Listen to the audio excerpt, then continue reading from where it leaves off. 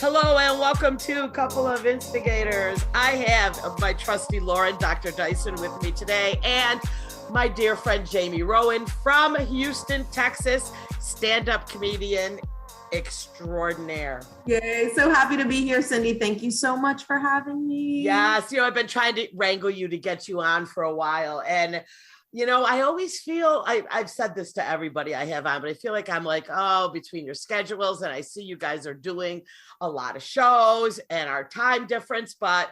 I'm doing you a huge favor. I'm super important. I'm a really big deal. You are. So, yeah, of course, you're welcome. I was able to just pencil you in my busy open mic schedule. Yeah, right. I mean, we were just discussing open mic. We have one left in Rochester at the moment. There's not a lot. And I was telling Jamie, we had like 45 comics sign up last night, and she did say, were they mostly dudes? And I'm like, really like took a minute to think, and I'm like, shit, yeah, there was probably only like 3 females. I didn't stay for the whole thing. I get there early and always volunteer to go first because nobody will go first. I'm like, listen, I'm old. I want to go first. I want to get home and get back on my couch. Like we don't have time for this bullshit, And so I ended up going like 9th because somebody that's there is working on a new bit, and I've been at work. It's a female. I've been working with her. So I stayed to listen to her, but I was home by 9:30 and we all watched Mint. Lauren is a huge comedy fan. Also Lauren is someday probably going to marry Jarrett Fried. So I mean, we're going to make it work somehow. Producer. Our girl Brittany Brave opened for him in Miami. So yeah, let's make it happen. Said that he's going to be opening for Bert Kreischer for a couple of shows. Yeah. No, Jarrett's killing it. That's pretty good. Yeah, he's killing it. And our Brittany is killing it. Me and Jamie know Brittany. Brittany is a dream. And we did stand up with Brittany on the Tiny Cupboard in New York City over the summer. We all got together and Brittany had us on her show. She's great. Brittany's coming on soon, Lauren. So you will. Cool. We went to the Cellar, right, Jamie? We saw some live comedy. It was amazing going to the Cellar. We did. It was still, I don't know if you guys still have to show vaccination cards. That was new for us degenerate Texans. But yeah, it was really, really fun. Brittany's show is amazing. The Tiny Cupboard audience was awesome, and they do want to hear the dark shit. So it was really nice being in New York. It's a totally different vibe than Texas. So it is, isn't it? Texas is, I mean, I do a completely different set in Texas than what I do when I'm anywhere else. Been to a handful of other cities. I always try to perform when I go somewhere, and it's night and day. Sorry, I lived in Texas for a few years. In my 20s. I was in San Antonio and like the Austin area. They have some great comedy clubs in San Antonio. Did you go see comedy in San Antonio? I don't think so. I wasn't in touch with like that at all. So Cap City's in Austin, and then Creek in the Cave, which was shut down in New York, opened up in Austin. So yeah, it is a great comedy city. I'm just being jealous. All right. So Jamie, how long have you been doing stand-up?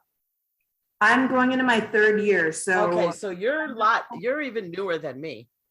Yeah, I'm a baby. December 24th was my comedy anniversary, and I remember my first show ever. I had been going for months. I'd been watching until, the very last comic at open mics. And there was a specific open mic I knew I wanted it to be the first one I performed at. It was during the holidays, December 20, or maybe it was the 23rd, I'm sorry. But it was a great crowd, right? Because a bunch of people were in town for the holidays, including Joe List and Sarah Tolmash, because Sarah is from Houston. So I had to go up for my first ever time on stage after Sarah Tolmash. So she would go to the open mics? So they were in town and they had shows, right? But they love comedy. They're comedy people, and right? It's their hometowns. Yeah, it's her hometown. Okay. Everyone. And so she was like, they want to get sets under their belt. So she had booked shows, of course, and Joe obviously as well. But yeah, they came to the mic, and both Joe and Sarah performed at that mic, and I went up after Sarah. So it's crazy to think that I got to share the stage with her, but also I was shaking in my little boots. I know that sometimes if a headliner comes in to town here, and like if somebody from here is featuring or hosting, a lot of times, you know what I mean, the comics will go out with whoever, take them out, whatever.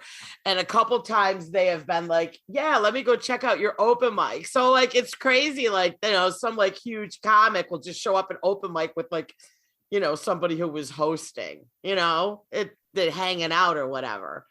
There's a place in my heart for this it's called Rudyard's British Pub, by the way. If anyone's ever in Texas, they host amazing comedy shows. And that room is like iconic. It's tiny, it's a dive. But I love that about those like divey comedy rooms. It's so special. So like that room, there was a weekend when Dave Chappelle was in town and his shows sold out in seconds. You could not get tickets. After one of his shows, he went to Rudyard's and performed 3 hours of like stream of consciousness on the stage at Rudyard's to a dozen people. So 3 hours, like that's insane. 3 hours. So let's talk about your style of comedy. You're just getting into doing, I've only seen you do stories. Yeah, right. Is that all you do? Or do you? My wheelhouse. I've been testing myself by trying to do one-liners, observational bits, like things like that. But it's not my natural style is storyteller. I started in long-form improv. I love the Moth, which is not comedy, but if you ever listen to the Moth Storytelling Hour, it's an NPR thing. Love that stuff. It can be funny. It can be dark.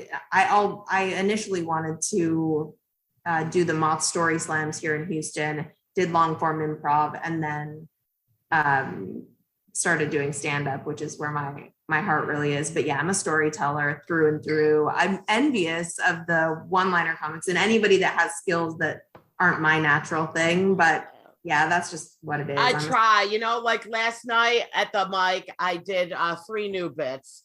2 were not really stories about me. One is I do this whole bit about like living through COVID, and I use your tag that you gave me where you said, you know, when we were just privately talking, you were like, Cindy, did you ever think you're going to live through an apocalypse? Like you're going to live through this. So I used, and I'm like, oh my God. So I took that whole route.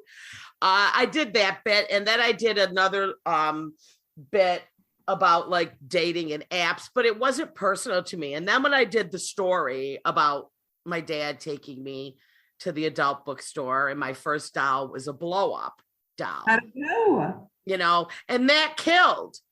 But it's so dark that I don't know, you know, but I added to it today. I added to the joke. It's so funny, Cindy. It's I know, but it's like I went even darker. And you have to hear this bit though. All right. So this is the short version. Well, really all I have right now is a short version. You know, when I was a kid, my dad used to take me to his bookstore. You know, it wasn't an normal bookstore. It was an adult bookstore. And that's where I got my first doll. You blew her up and her name was Susie Sucks It. So that bit's going to be a lot longer eventually, because it's going to go into the bit I'm doing with my one woman show. So I'm going to tie all my porn material together. Whatever happened to it? Do you remember? Like, what was the fate of Susie Sucks It? Oh, I don't know, Susie, you know, and then, you know, as I got older and I remember, like, was Susie in a pile of shit that was returned? Because can you imagine the person opening? Could you imagine like Susie already came with like pre-ejaculation in her? Like, I'm just like, I mean, was Susie returned? Did somebody already fuck Susie in the mouth and I'm a little girl playing? I mean, I'm not. Count bin. She had a 50 sticker on her forehead. I know it. I know because there was like all these like bins of like shit people returned. Like, but you smell like cigarettes. Yeah, that's pretty dark. But yeah, so it's that joke's probably going to get really bad. But let's completely get into all right. Jamie sent bullet points of her life. While some may find this to not be funny, I read the entire document and laughed like a monster. Okay, like the monster that I am, I laughed about nothing tastes as good as skinny feels. I've heard that. Oh my God. A moment on the lips, forever on the lips. I mean, except for the problem is I wasn't going to go through puberty and get hips until like 8 years later. So I don't know what hips. I was on diets. Do you guys remember some of these fad diets? But these were like when I was literally 9 years old or something. Yeah, right. What were there were like so many fad ones back then. Atkins started way back then. Like Sugar Busters. Sugar Busters. What was it? South Beach. Oh, yes. But my mom's favorite was Pritikin. And I'm telling you, I don't remember much about it, but everything just tasted like cardboard. And when you're a little kid, like, so I'm still like fucked in the head with my body stuff. And I don't look like it, but I always joke that I have like a fat brain because I'm constantly thinking of food because of this stuff.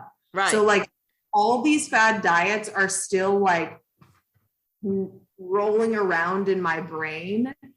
I mean, what is this what is it? It was called the Pritikin diet. Yeah. I don't even remember anything about it other than literally everything tasted like wood chips. So your mother would eat the food on the diet, and then in turn, that's all you were allowed to eat too.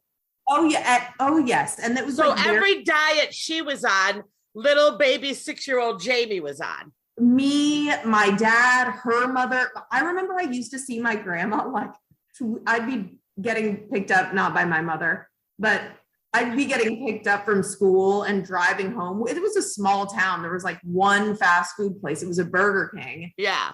Like, is that grandma at Burger King? And she's like, if she ever got caught, she'd like rush away. I mean, everybody has a little sense of shame when they get caught by someone they know at a fast food. So grandma had to sneak off to the Burger King?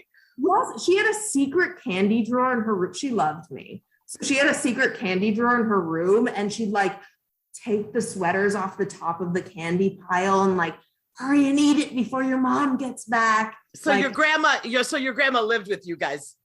Oh yeah, and we were simpatico. Like she was on my side for sure. So we'd sneak little things. I was like, hide the Burger King crown. You never got to have a Burger King crown. I mean, listen, it's the one time I got to feel like a princess was with the crown. You didn't get to enjoy that burger, but fuck it, you wanted that crown. 1,000,000%. 1,000,000%. Yeah. Well, I'll tell you, I grew up, I'm much older than you, so there wasn't really any of those fad diets when I was a kid, but I remember my mother was always on a diet, and it consisted of a lot of cottage cheese and yogurt. And there was never any like soda in the house. All we were allowed to drink was like milk and water. And I will never forget, it'd be like 95 degrees. And we lived in the city in like this double house, and there was no air conditioning. And when it's 95, you know what I mean? It was just disgusting and brutal. And we would be outside, in the streets playing filthy. And I would come in, and there wasn't even water in the fridge. Like the only thing we could chug when we were sweating was fucking milk. Okay. It was like, it's not fair. The other kids got like a soda or, oh my God, like High C. That was a treat. You guys remember the High C? Yeah. My neighbor had. What was she thinking?